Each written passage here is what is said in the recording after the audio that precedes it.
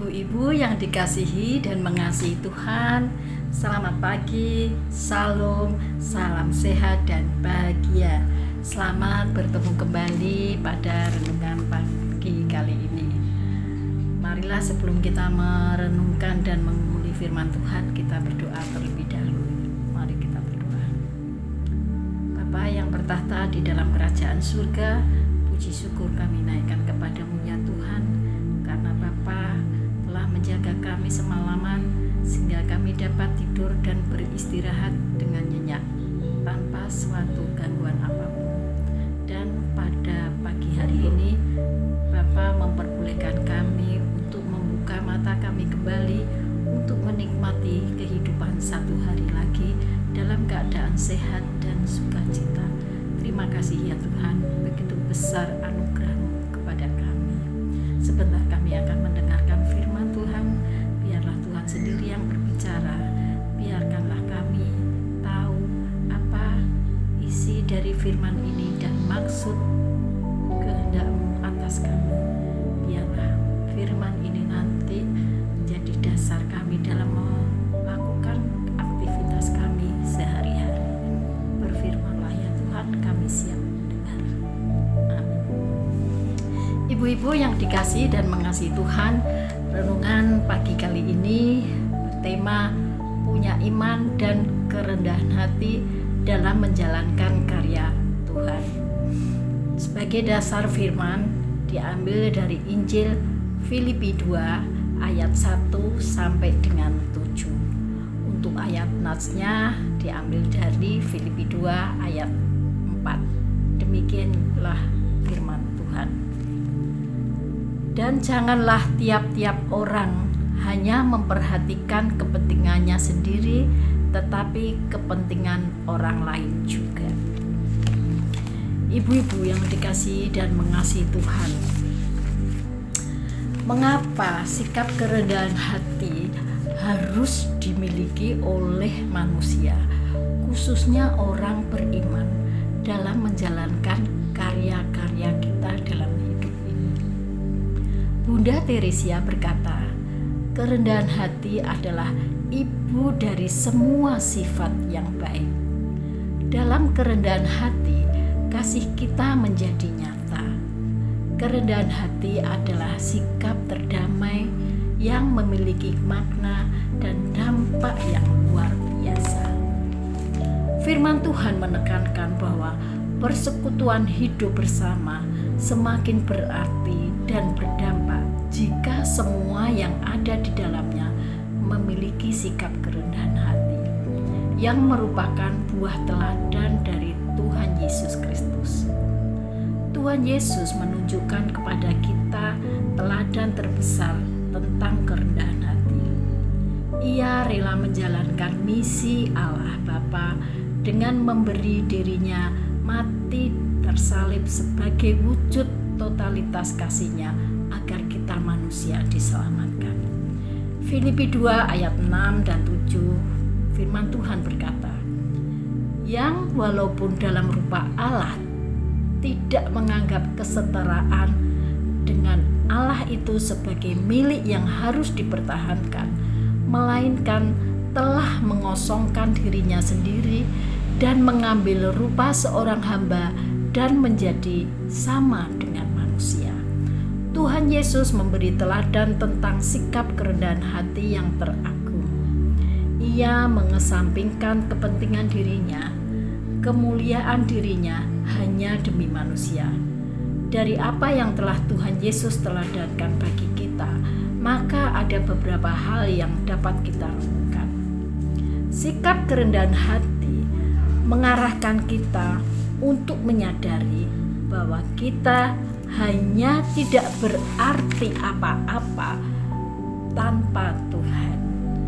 Keberadaan diri kita yang masih dapat menikmati hidup sampai dengan saat ini, apa yang kita miliki, yang kita banggakan ada di dalam hidup kita, semuanya bersumber dari Tuhan. Orang yang rendah hati adalah orang yang tahu bersyukur dalam keadaan apapun. Orang yang rendah hati adalah orang yang mempertaruhkan hidup dan masa depannya dalam kuasa dan kehendak Tuhan. Orang yang rendah hati adalah orang yang mengandalkan Tuhan serta hidup takut dan hormat kepada Tuhan.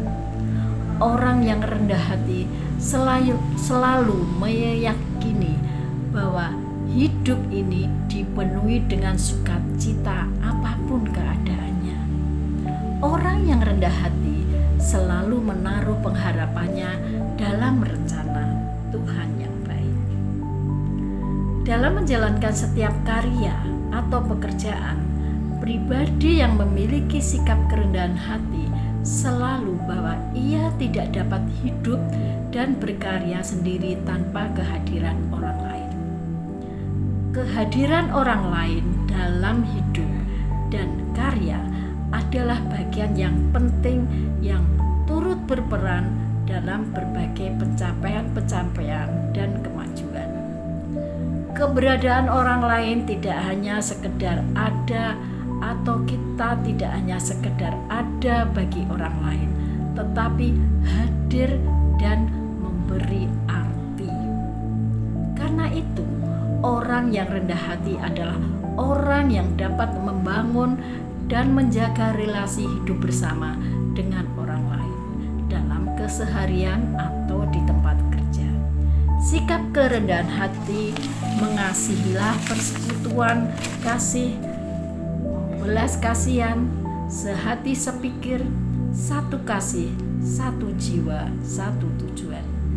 Orang yang rendah hati adalah orang yang tidak merasa paling baik, paling bisa, paling tahu, paling pintar, dan lain-lain.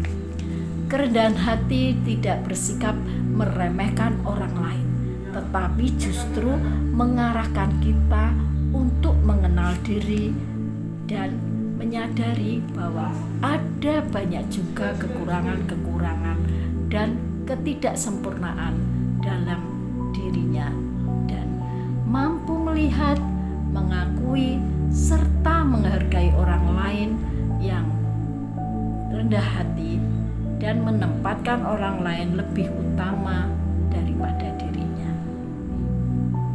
Orang yang rendah hati adalah orang yang berintegritas, tidak ada dalam kepura-puraan dan kemunafikan dalam bersikap dan bertindak, tetapi melakukan semua karya-karya atas dasar kebenaran dan keadilan yang pada akhirnya memberi dampak kebaikan bagi banyak orang.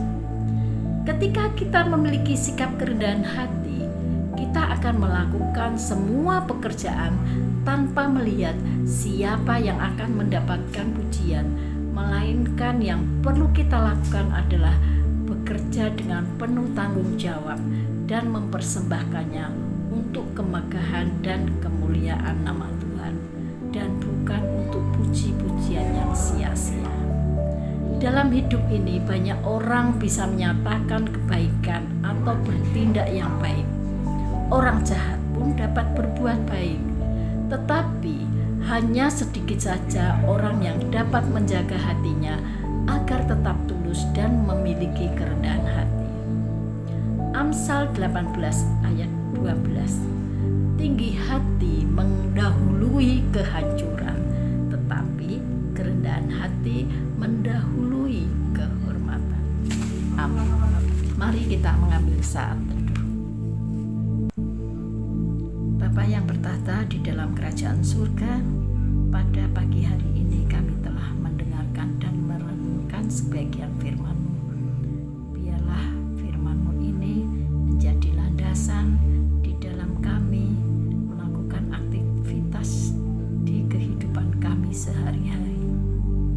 Bapa yang Maha Baik, tolonglah ya Bapa untuk saudara-saudari kami yang pada saat ini belum dapat merenungkan dan mendengarkan firman-Mu. Biarlah Tuhan yang mengurai segala masalah yang terjadi kepada saudara-saudari